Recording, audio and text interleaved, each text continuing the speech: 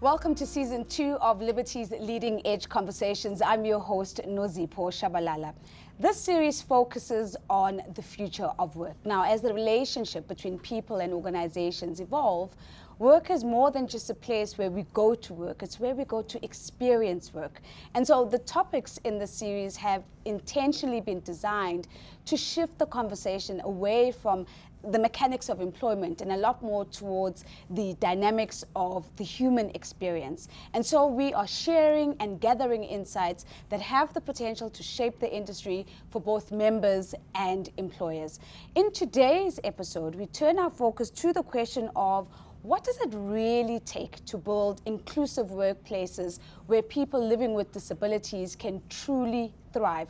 We're looking at inclusion beyond just being a metric, but rather as a human and a business imperative. I am super excited about the two guests that I have with me in studio today. We're joined by Shonisani Nepalama. She is a nutrition science lead at the Heart and Stroke Foundation of South Africa.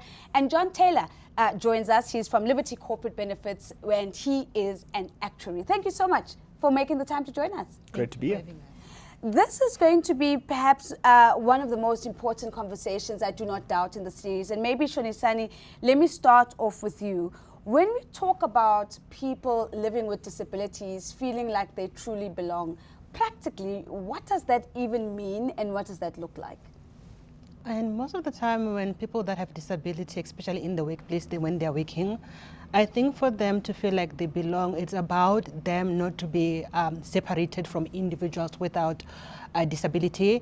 It means moving them from being present into participating, where they share their ideas, their values, without them feeling that they're going to be judged. It also means that in an organization, we have system as well as knowledge on how to accommodate them. And also it means that when that organization is being developed or when the building is about to be built, we need to also put in mind that we will hire people that have disability, which means that we need to include that on our plan as an organization. It also means that we create a psychological safety space where they're able to share their opinions, their ideas with their colleagues without them feeling that they're adding a burden or they won't be taken up seriously for them. I think it's a brilliant answer, Shonisani, because I think you've given us almost chapters of the book that we need to walk through today. I'm hearing you talking about it's not about presence, it's about participation. And I think, you know, when we talk about it, inclusion being more than just about metrics, it's not about just counting the warm bodies, but it's really the value, the quality of their participation, their voices being heard. We will talk about systems, so I'm really happy that you've raised that. And we're certainly going to be talking about hiring practices and what this means from an organizational perspective. So you've given us almost the headlines that we're going to be double clicking on. John, let me come to you now and bring this straight home to Liberty. When we say we're talking about inclusion that has a particular focus on enabling our colleagues who are living with disabilities to really thrive, what does that look like from a Liberty perspective? Good question. I think Shoni touched on so much of it. For me, it's about going beyond passive compliance to actively saying how do we include people with disabilities into our workplace in such a way that they can participate to their full potential and capacity. It's more than simply going and approaching people with visible disabilities, and we can talk about the problems with that, but rather just not approaching them and saying, you know, how can we make this place more comfortable or giving you space to work better, but actually saying how can we ensure that you can actually live to your full potential in this workspace. I love the emphasis on full potential because what I'm hearing you say is that when we just focus on the hard infrastructure, on the desk, on the access ramp and so on, we're missing half of the opportunity there. It's really about the full spectrum of what it means to unlock full potential. But also like the fact that you talk about going beyond passive. And so we'll talk about what active inclusion looks like. And of course, what is an invisible disability, because I think we all can sort of associate ourselves with a visible disability. I do want to talk about what we lose when we don't get all of these things right. So Shoni, maybe to come back to you first, when organizations fall short of this beautiful list that both you and John have put together, How does that take away from the sense of belonging for colleagues?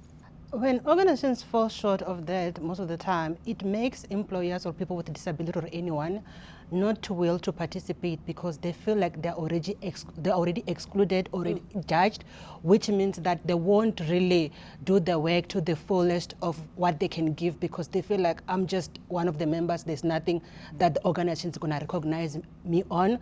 It also means that people as well, they don't feel safe in that space because there isn't any belonging because they already judge themselves that whatever they do, whatever they say, it's not going to be taken seriously. Yeah. I want to test that with you, John, because what I'm hearing you say, Shoni, is that actually participation is a prerequisite for productivity, is a prerequisite for performance, is a prerequisite for engagement, because a person walking through the corridors thinking, well, I'm not going to be taken seriously anyway, is very different from a person who is walking the same corridors and feeling that their voice matters and their contribution matters. What is the cost of compliance in an organization? You're in the business of counting things really well. What is the cost of compliance? Let's also focus on the fact that I think a lot of the time people with disabilities, especially visible disabilities, simply do not want to be a burden. So for them, they'll say, I'll accept what I'm offered. I'm grateful to have a job. I'm grateful to be included to the extent I am, but that isn't the full potential. Yeah. And that for me is obviously lacking in what you can deliver. Getting back to your question then, I think, Nozi, is to say, when you are unable to unleash that full potential, there's that potential gap that you're missing out on, where a person is able to deliver to the extent that you provide for or that they're comfortable to be able to do, but fearing that, asking for more or a different way to be able to express themselves or deliver, you're missing out on all that productivity upliftment that they can provide to your organization. So again, I think it comes back to Shoni's earlier point where she raised the question of psychological safety, which we'll talk a little bit about, because if you don't feel safe, you're not going to ask for more. Exactly. And so you almost are stuck, both you and the organization. The organization doesn't have the data to know that they need to do more, and you yourself are feeling that you need more, but there's no progress there. But let's just talk about the invisibility and the visibility in getting better at recognizing invisible disabilities. Are you seeing progress in that space? I'm seeing progress in that you hear more organizations talk about visible versus invisible or hidden disabilities. Obviously, creating that psychological safety that people are willing to talk out around the disabilities that they have, especially when they aren't very visible. There's a mix in terms of how businesses are doing in that space. And more successful businesses are giving that space and creating that space that people feel more comfortable to come and raise issues that say, if I was able to have ABC in place, it allows me to perform at a higher level. I'm thinking about neurodivergent thinking as an example of an invisible disability. And I think, Shoni, we're going to talk a little bit about access to the workplace, but I can imagine that difference between declaring at an interview stage that actually I'm neurodivergent, it's something that's completely invisible, at least at that stage. I'm keen to hear your thoughts whether you think organizations are getting better at the interview stage, at the access stage of accommodating both visible and invisible disabilities. For me, I think because I was doing some reading on visible disability, I think organizations are still lacking on that, because according to the 25th Commission of Employment Equity, they published now that recently that from people that are hired that are disabled, only 1.4 are hired compared to the target of 3%. Okay. Which is still very low, and only 1% they are in management position, 1% it's being promoted, which means that there's still a link with regards to the number of people with a visible disability that are being promoted or being uplifted. When it comes to invisible visibility, it's something that we are still struggling on, because if someone is to go there during an interview to say, I suffer maybe, for example, mental health or depression, the organizations start already wondering, will you be able to cope with the workload? Will you be able to perform well? Then those kind of questions, it makes them that they might not select you because you have declared that you have a mental health challenges, which makes them to feel like you might not be compatible with our organizations because our workload, it's kind of like hectic, which means that's something that organizations still needs to work on, especially when it comes to mental health or invisible disability. We still have to make a big impact to be able to include everyone. Yeah, because the numbers you share are quite startling. You know, it's less than half. At 1.4% is less than half of 3%. But I'm also hearing the opportunity here to talk a little bit about how systems can help us overcome some of our gaps in understanding how we best support prospective employees who might come in with an invisible or a visible disability. And we'll talk a little bit about leadership training so that those who are then tasked with leading teams have the capability to do that.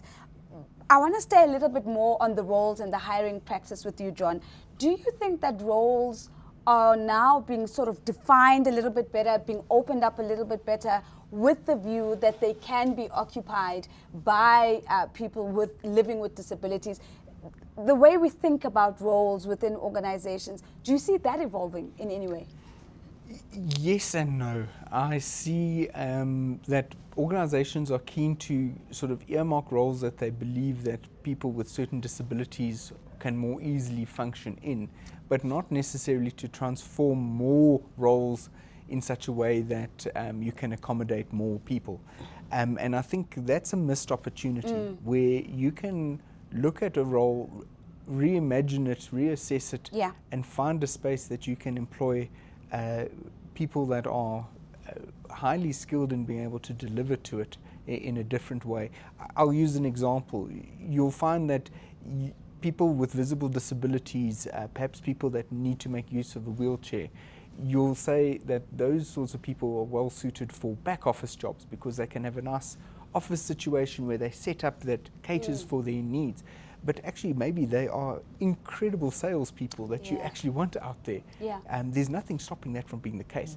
And that's where organizations can do a little bit better to distinguish and not almost stereotype that people with certain disabilities will function better in certain spaces. Shoni, you're nodding, and I in agreement, I hope, but I also want to just come to you with this, because I think, John, you raised such a good point that there are what are considered traditional able-bodied roles, and then there are roles that are earmarked and perhaps stereotyped to be roles that can be occupied by employers that have a disability, visible or invisible. And your call out is to say, do we have the courage to reimagine even the traditional roles?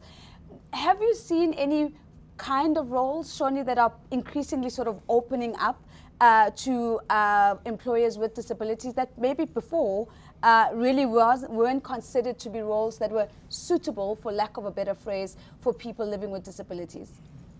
I think there are some roles that are opening for people with disability, but I think the main challenge is, do organizations have the tools for those individuals to be able to perform? Because they can hire them, then you just end up coming to work every day, you just sitting waiting for knock off time, but without you being productive because you're not having the tools to be able to perform your job.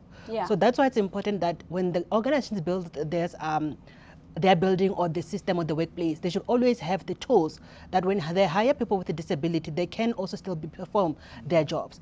Even if they're not hiring a person with a disability, it does happen throughout the whole process that you hire me, I don't have a disability, but somehow I end up having stroke. Then when I have a stroke, what happens next? Because it means some things might have happened, because sometimes I might struggle with my speech, I might struggle with my sight. So I need tools to be able to help me to be able to perform the best or to be more productive. What are organizations doing on that? I think it is such a brilliant question, because I think we tend to think about disability as an existing disability. And what I'm hearing you say is that when life happens and medical incidences happen that then may translate into a disability, what is the state of readiness for organizations to then better support those existing employees? Stay with me a little bit, Shoni Sani. Do we do we see a trend of those people exiting the workplace in numbers if something like a stroke happens? Or, you know, what would typically happen when somebody still has the capacity to work, but perhaps is no longer able to participate in audible speech that is required as part of that role? It sounds like we need a lot of work to do in terms of adjusting, but what has been your view and your observation? I'm not really sure with regards to stats if people with stroke, they're really exiting the workplace after having it, or they're still keeping their jobs. But also it's important that once someone has a stroke, they can be able to rehabilitate to themselves today, themselves before. It's all about having an enabling environment or a workplace that able to support them. This include maybe having a clinic sister in the workplace, having wellness programs where your physiotherapists, your occupational therapists, dietitians, they come in maybe once a week to be able to have sessions with their employees, because that way at least you are helping your employees to overload whatever they're carrying. You're enabling your employees to be able to check their health as well as the support that they need. Yeah. Also having things like a gym place in a workplace, it also helps because if someone had a stroke or a disabled person, they have to have some kind of physical activity. Yes. So when you have a gym in the workplace, during their breaks, they can be able to go to the gyms, exercise, which also helps with mental health, because if they have a long meeting, when they go for exercising, it helps their body to relax, their mind to relax. When they come back after the brain, they're more than becoming more productive. I think that's a trend we started to see some time ago, the gyms at work. But has it become more than just aesthetic and kind of like a nice perk as part of the physical space? Are organizations really thinking strategically about, one, the kind of infrastructure they're going to bring into the physical space, but also, John, the kind of partnerships, the experts, the therapists that Shoni is speaking about? I think that there's a long road to still walk. Sure. I think some of your bigger employers have got the budget and the space to think about it, and some of them have walked some of that road. But for the broad majority of workers in South Africa, that is not in place. I think that that's important. What is, though, changing, and I think it's really important for me to highlight, particularly from a kind of protection or insurance kind of point of view, is in the past we spoke about kind of these life events happening, life-lifing. Yeah, life-lifing. And you end up in a situation where people would talk about the fact that they get medically boarded. Okay. Now that does still happen, that people, something happens in their life that means that they are unable to work.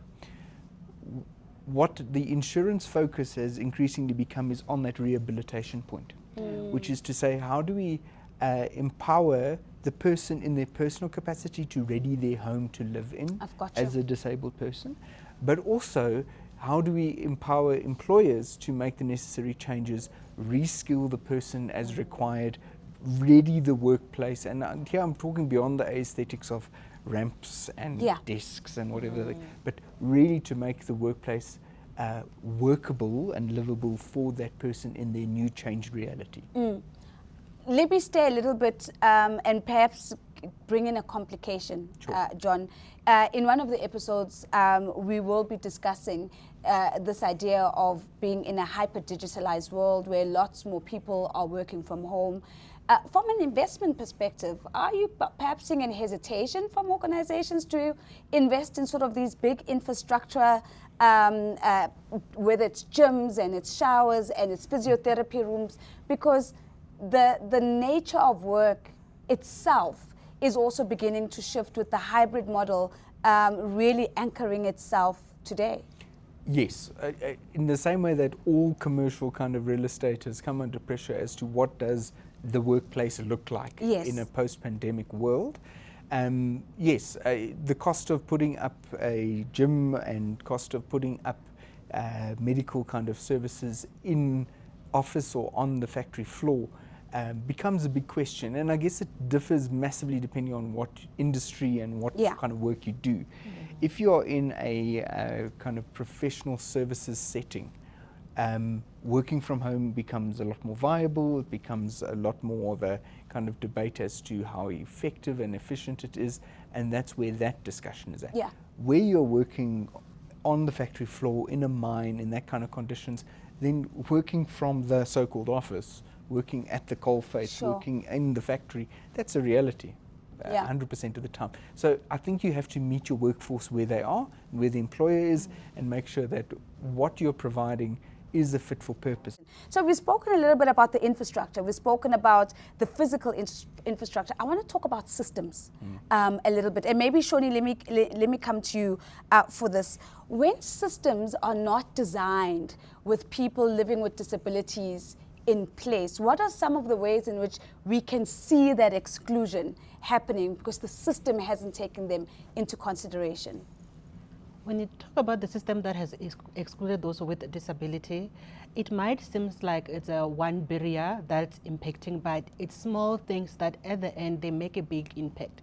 For example, if the system has forgotten about people with disability, they didn't blend them or accommodate them when they were doing the organizational structure, the teams. So a person means that the person with a disability, every day they need to be asking for something. And when they're asking for something, it makes them feel like they're a burden. And also the other thing as well, when when it makes them feel like a burden, it means they're going to stop asking because they feel they don't belong. So in a long time, they're going to end up being not asking, feeling like they're being resentful, feeling like they're not coping. Sure. Then in the long run, some people, if that's not working, they end up developing chronic stress because they feel like there's no tools, there's no resources to make me do my job. Yeah. And then I'm being excluded because I'm never getting invited into the meetings because there is no lift to get to that level, there's no that.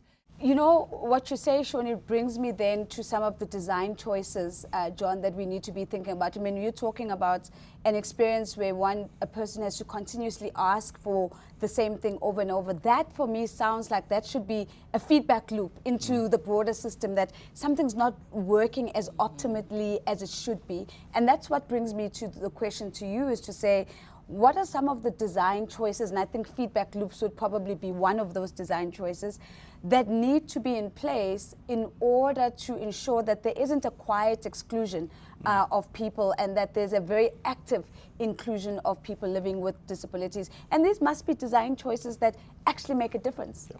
And let's take it a step further. Who should be doing that? Very often we have a view that it is our HR functions that care for this, or it's our kind of facilities and property management kind of people that must cater for this. And indeed, there is a role for them to play, to ask people with disabilities, and again, it's easier to ask those with visible disabilities, does this work for you? Are you able to function? But at the end of the day, it is actually the job of the manager. It's the job of each person to engage with people that they are responsible for guiding and leading, to say, how do I make sure that you can deliver the best of yourself going forward? So that's the one kind of aspect, and that's the kind of feedback loop. They're small things. I mean, we saw some changes where in our business, lots of activations were happening, and in the common areas in our buildings, they would do lots of activations, popcorn machines the one day and football pitches the next day. Very exciting, everyone loved it, lots of fun, lots of noise. But guess what, for our blind colleagues, they were saying that, you know, where they previously always expected to find a kind of clear footpath to navigate through, they're now finding it's a football pitch the one day, it's a popcorn machine the next day, which is all good and well, but it did make their life difficult, just imagining how they're going to navigate their way to their desk. It's those kind of minor things that where we can engage and then understand, okay, let's make sure we keep this way clear, because this is the way that people move to get from A to B. It's those kinds of things. So everyone has a role to play, is the point that I want to drive home. It's not the job of HR. It's not the job of your facilities or your kind of property management. It's actually each manager's responsibility to drive and make sure that you don't quietly exclude people with disabilities in their team. And I'm going to get to how we reimagine this outside and bigger than the HR role that you've sort of led us to. But thank you for such a practical example, because I think everybody listening, I can see the palatable excitement at the different innovations and changes and activations that are happening in the common area. And it is just so easy to be caught up in that excitement that we're not thinking about who's not here. And why is it that they're not here, and who should be here and now can't navigate their way around because of this this activation. But you said something else, John, earlier that has stuck with me, and this idea of workplaces having to meet people where they're at. And that brings me to the question of how personalized should the support be? Because what we're hearing now is that even as we think about our colleagues living with disabilities, that there isn't a standard approach. That this is how we accommodate people with disabilities. There has to be a level of personalization and really seeing people as individuals. And Shoni, I want to come to you with that and to say, what are the ways we could do a better job at this, so that the support that, whether it comes from the well-being team or the broader organization, really sees people as individuals and doesn't create a homogenous group of those people with disabilities, because those disabilities are just going to be all different in any event. I agree, because when it comes to wellness, it's not a one-size-fits-all. Everything needs to be personalized, because remember, things change and people handle work stress, challenges they're facing differently. So it's always important that each and every day, like John mentioned, managers needs to check in with their employees each, probably once a week, give feedback meeting, as well as just to check the well-being, how is the person is, so that at least you find that what can you do as an individual, it can be a colleague, a manager, to support the person to perform their best. So it's always about checking in with the person that's personalized, as well as making sure that each and every person, they're given tools as well as things to work with that will be suitable for their needs as well as for their wants, because that way at least we'll be promoting them to be more productive as well as to perform better. I almost feel that you guys have already watched our very first episode, because John, what we spoke about there was authentic leadership actually, and that the most effective leaders in an organization are the ones that are not just managing for outputs, but they're managing people, and they're seeing people in their wholeness. And I think it brings me then, it gives me a nice bridge to start talking about how do we better support leaders who then lead teams where there are people with disabilities. Bring us back into the Liberty environment and talk to us a little bit about what are some of the initiatives to support, to train, to empower, to develop the capacity to lead inclusive teams. Yeah, but I think there are two main aspects that I want to touch on. Yeah. The one is empowering managers to know how to deal with people with disabilities in their team. And that means having the courage to have the conversation. Far too often, I think, especially if you are new to dealing with people, particularly with visible disabilities, you feel like there's something that you should know what the person needs without asking them. Sure. Because we feel like it doesn't show empathy if I don't know already what you need. And that's totally untrue. It is imperative that we engage with our people and say, how can I make sure that we deliver the best for you from the base levels of these questions? So don't assume that you need to know all the answers as a manager or as a colleague of a person with a disability, number one. And that is a big part of the kind of training and the engagement that we have with especially new managers. And then add on to that to have the required forums to engage as needs change, as roles change, and as people's disabilities change. Because again, Johnny spoke to it, these are not static things. What I need to function optimally will change. Sure. There will be recovery and recuperation and rehabilitation in some aspects, and in some aspects I'm going to need more and more help as time goes by. I think you've actually spoken about something incredibly important, and that is the burden of thinking that I need to know without the conversation taking place. And it's so important that we release people, managers who themselves are people, from thinking that they carry that burden of having to know, because I can imagine that's what then creates the distance and the gap of not initiating the conversation and then building the trust and the empathy. But I also like the idea that you're saying beyond just the human-to-human interaction, we must have platforms, forums, spaces where challenges can be shared, where best practice can be shared, and also as things change in the organization, we can almost revisit and reimagine where the organization is at. I want to bring that back to you, Shoni, and say, what are some of the leadership behaviors that you think make the biggest difference when leaders are empowered and leaders have the requisite skills to lead inclusive teams? I think when it comes to leadership, especially leaders, they need to know that we as employees or anyone, we don't copy what's on HR policy. We usually copy how you behave, how you do your work, how you treat all of us as employees. So this means that we need leaders that can be able to listen as well as act on what we are saying, especially if it comes to our well-being. Yeah. Because if, for example, if maybe I'm not having a great day, or that day maybe I'm suffering from anxiety, I need a place where I can be able to feel safe to come and tell you that I'm not feeling well. Can I take a day off so that I can be able maybe to consult to see what's happening? Yeah. We also need leaders that can be able to ensure that all the employees are treated equally. There's no stigmatization, there's no discrimination. And if it does happen, we need leaders that can be able to call a meeting to reprimand those that are causing that stigmatization Sure. as well as discrimination. We also need leaders that can be able to be part of the team. Because when you're part of the team, you're able to listen to the needs of your employees, as well as how best you can be able to support your employees to be able to be more productive, and that we are treated equally when it comes to opportunity growth, promotion, as well as training. All people, disabled, non-disabled, we should all be given the same opportunity. Yeah, I think the both of you have done such a beautiful job of landing ownership without even us having to talk about it. John, you spoke about leaders having to understand that this is not an HR function, but it is a core responsibility. It doesn't sit with facilities. It doesn't sit with HR. And what I'm hearing you say, Shonisani, which I really loved, is that people are not going back to reference the HR policy. They're looking at you and your behavior, and that sets the tone in the culture for whether this place is an inclusive environment or not. Let's wrap it up now by looking to the future together. And maybe Shonisana, I'll let you go first, and then John, you can take us home.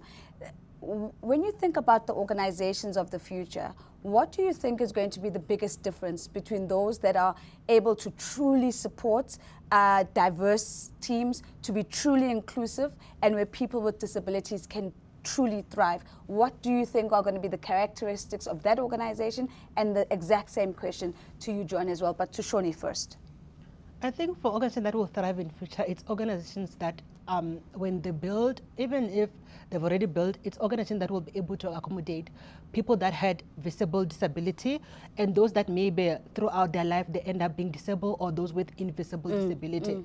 Even though we're now moving to more space of people working from home, we need to have some kind of check-in or wellness days, or just to say, you know what, as my employer, you are allowed to come to the office. We have a nurse or a psychologist that you can contact through a meeting. You can meet with them to be able to help you to perform better, because remember, mental health as well, it's very important, because when people are not heard, or when there's no space to say how I'm feeling, people are not going to be able to perform the best. Yeah. But if you have that open system that we have contracted this wellness place, if you feel like you need one of their team members, multidisciplinary team, contact them.